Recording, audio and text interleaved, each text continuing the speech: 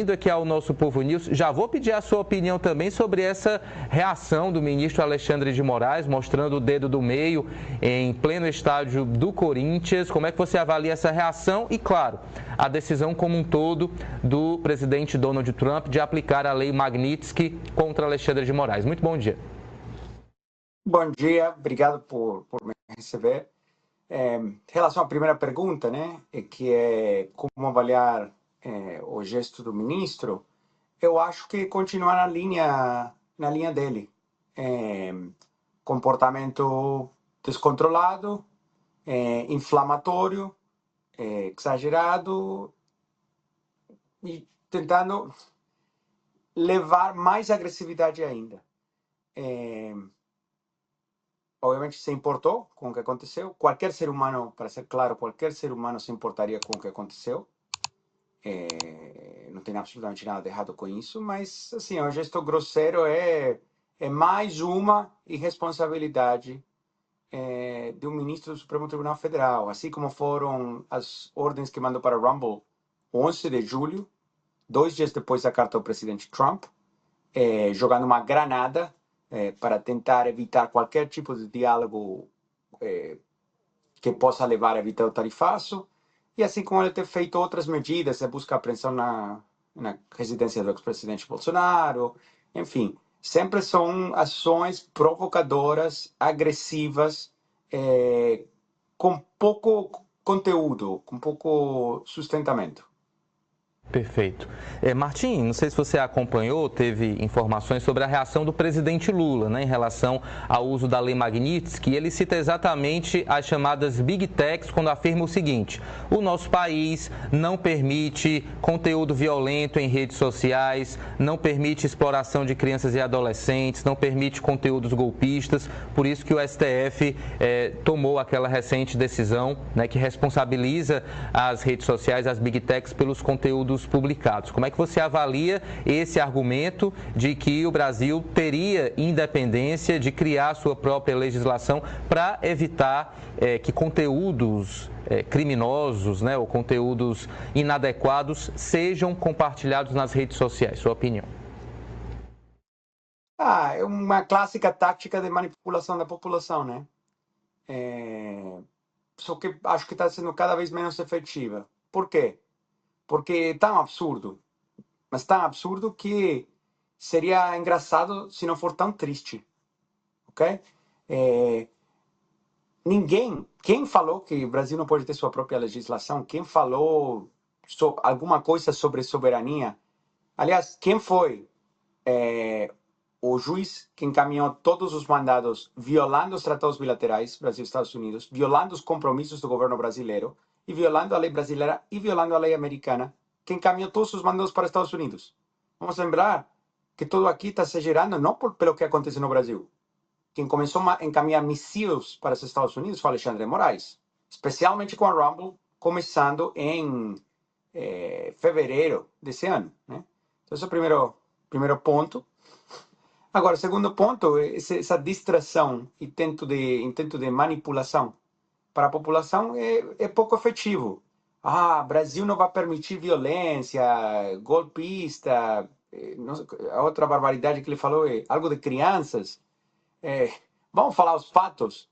Fato: 11 de julho, o ministro Alexandre de Moraes encaminha novas ordens de censura para Rumble nos Estados Unidos por e-mail, em português, a legal@rumble.com, né? É o endereço genérico da Rumble. Que conta ele quer bloqueada? Uma conta de um cidadão americano que está com câncer se recuperando de um transplante. Essa conta, que conteúdo violento de crianças tinha? Zero. Zero. A conta estava inativa desde dezembro de 2023. Tinha só 10 ou 11 vídeos, um terço deles eram de música, e o resto eram críticas a Alexandre de Moraes pela perseguição política, ao STF, como estava se comportando com banir todo mundo da direita.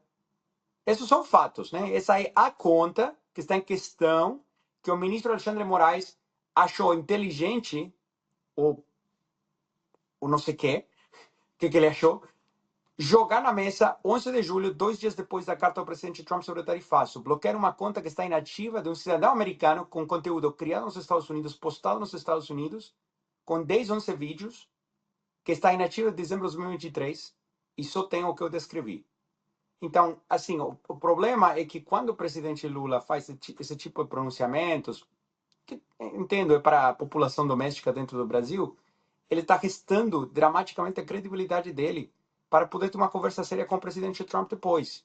Então é muito importante balançar, entendendo que, ok, você quer falar com sua população doméstica, tentar dar uma mensagem, né, que talvez ressona bem com sua base de apoio, isso é compreensível, mas você tem que balancear isso com manter um mínimo grau de credibilidade.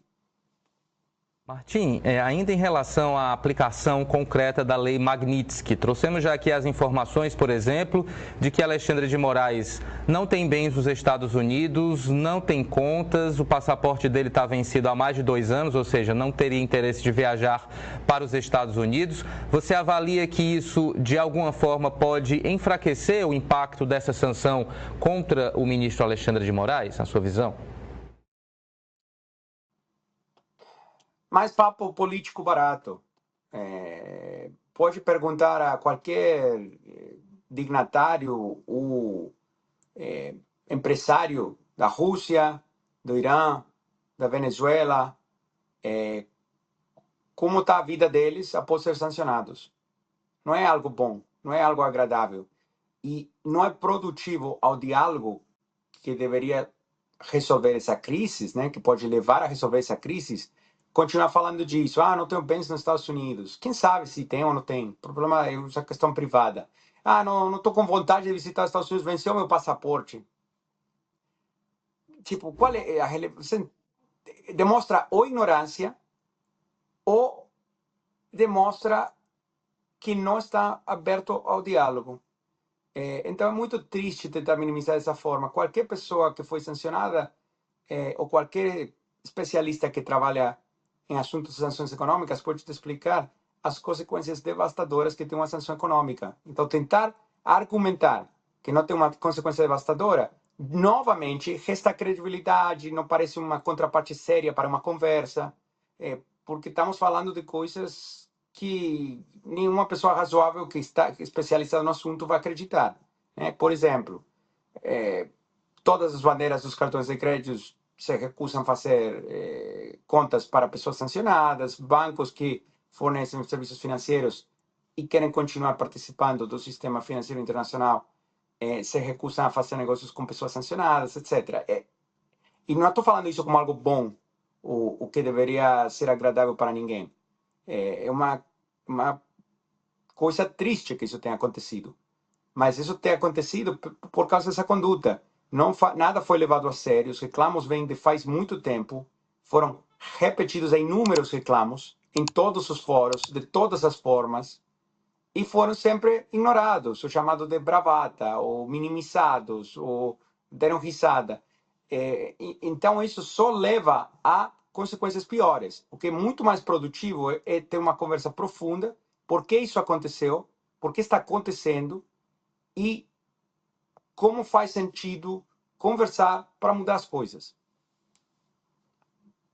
Analisar aqui a nossa conversa, uma decisão que tem alguma ligação com a Lei Magnitsky, né, com essa sanção, na verdade, a Moraes, é o chamado tarifaço, né, que foi anunciado ontem, confirmado via decreto, mas ficou bem aquém do esperado. E a gente já tem as mais variadas reações, de que Trump amarelou, de que a montanha pariu um rato.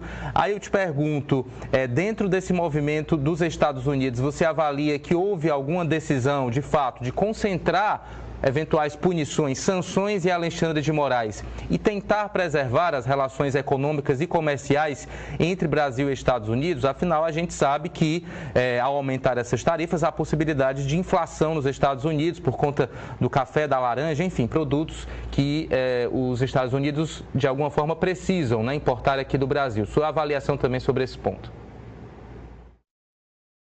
Eu acho que o que é importante lembrar é que Brasil é um país muito querido nos Estados Unidos.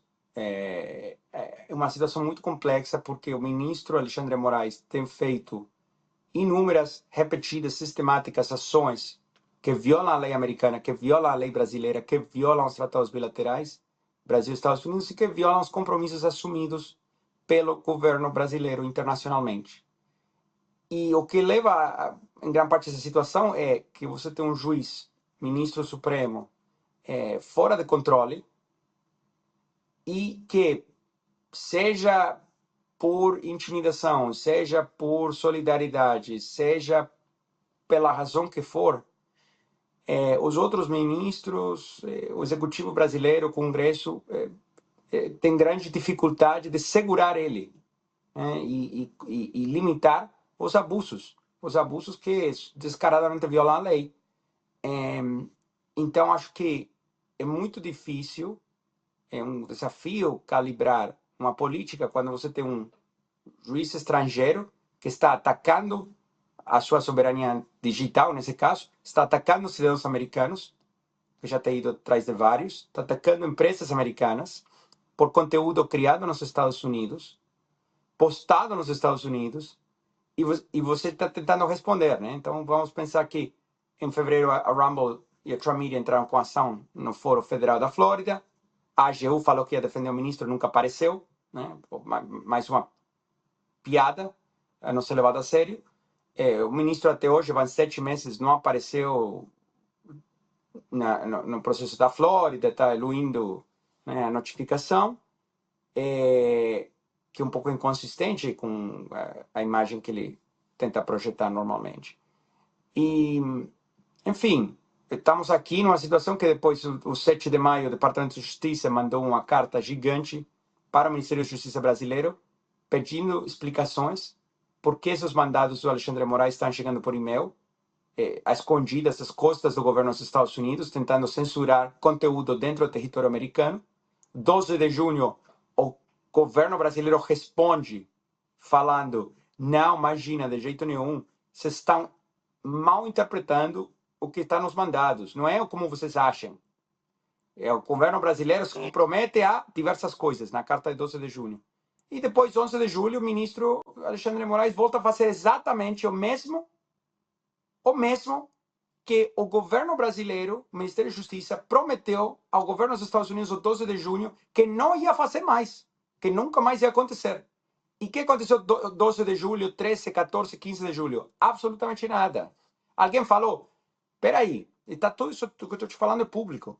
Peraí, a gente prometeu 12 de junho que não íamos fazer XYZ, e Alexandre, você, 11 de julho, fez exatamente XYZ. E está violando os compromissos que o Brasil está assumindo internacionalmente. Segura, revoga esses mandados que estão violando os compromissos que o governo brasileiro acabou de fazer. Alguém falou isso para ele? Não. Em vez disso, temos o presidente Lula falando de soberania, falando de crianças, falando de qualquer outra coisa. Qualquer outra coisa para não falar do assunto claro, que é: o governo brasileiro faz compromissos internacionais, assina tratados bilaterais, e ninguém fala nada quando o Alexandre de Moraes está violando essa lei. Então, imagina o que fica para os brasileiros que estão no Brasil, que são alvo deles, né?